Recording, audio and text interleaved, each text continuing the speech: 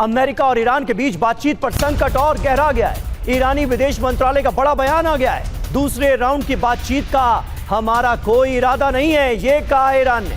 ईरानी जहाज पर अमेरिकी हमला सीज फायर का उल्लंघन है। हॉर्मुज में नाकेबंदी सीज फायर का वायलेशन है, ये कहा है ईरान ने।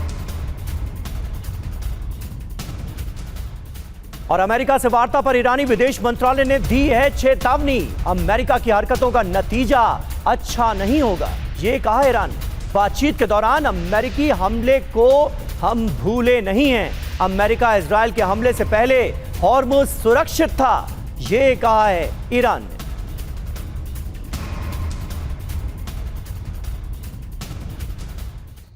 और ईरान का अमेरिका को सख्त संदेश, हम अपने हितों से कोई समझौता नहीं करेंगे। अमेरिका इजरायल ने नई जंग छेड़ी तो करारा जवाब देंगे, ये कहा गया ईरान की तरफ से। अमेरिका ने 2 बार बातचीत की शर्तों को तोड़ा। ईरान के निर्दोष लोगों की हत्या की गई।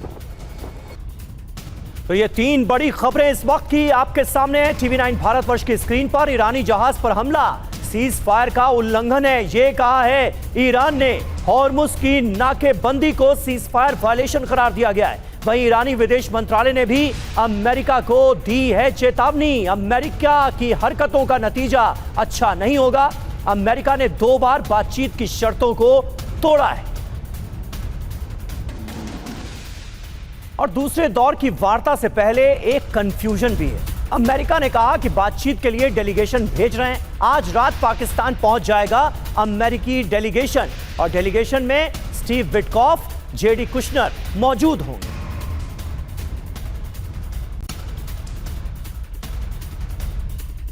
और वहीं ईरान ने अमेरिका पर वादा तोड़ने का आरोप लगाया है। ईरान ने कहा कि अमेरिका विश्वासघात कर रहा है, वादा खिलाफी कर रहा है। पजेश्कियान ने शहबाज से बातचीत में अमेरिका पर आरोप लगाया, अमेरिका की दादागिरी और अनुचित व्यवहार की बात कही।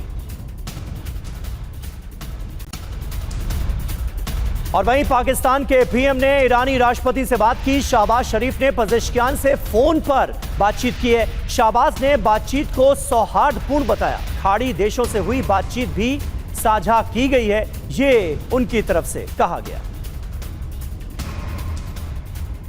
और वहीं वार्ता के लिए अमेरिकी डेलीगेशन इस्लामाबाद जाएगा। जेडी वेंस के शामिल होने पर हालांकि अभी भी सस्पेंस है। ट्रंप ने पोस्ट में लिखा कि जेडी वेंस इस वार्ता में इस बार शामिल नहीं हो रहे हैं। वहीं व्हाइट हाउस ने दावा किया कि जेडी वेंस भी बातचीत के लिए इस्लामाबाद जाएंगे। स्टीव विटकॉफ और जेरेड कुशनर भी उनके साथ होंगे।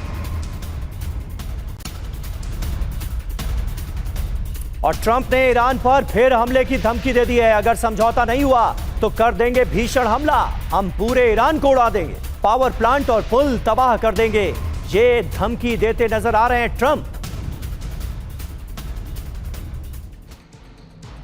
और आइए अब आपको बताते हैं कि बातचीत पर ईरान और अमेरिका का स्टैंड क्या है। वार्ता को लेकर कैसे घमासान मचा हुआ है। कल से युद्ध रीस्टार्ट हो सकता है, इसकी आशंका है। अमेरिका की बात करें तो आज शाम पाकिस्तान पहुंचेगा अमेरिकी डेलीगेशन, ये बताया गया है। वहीं ईरान का रुख देखिए क्या है। दूसरे दौर की वार्ता में हम शामिल नहीं होंगे, ये साफ तौर पर ईरान की तरफ से बताया गया है। हम उचित डील की पेशकश कर रहे हैं, अमेरिका कहता है। ईरान कहता है कि हमें अमेरिका की मांगें मंजूर नहीं है। खास तौर पर हॉर्मुज स्ट्रेट में अमेरिका के ब्लॉकेट को लेकर तलवारें खिंच गई हैं। डील नहीं माना ईरान तो परिणाम गंभीर होंगे, ये ट्रंप कह रहे हैं, सीधे सीधे धमकी दे रहे हैं। अमेरिका की तर्कहीन मांग वो गंभीरता नहीं दिखा रहे, ये सीधे तौर पर अब्बास अराक्ची का कहना है। अमेरिकी कूटनीति के साथ विश्वासघात के आदी हैं, ये बताया जा रहा है। वहीं अमेरिका कह रहा है किलिंग मशीन का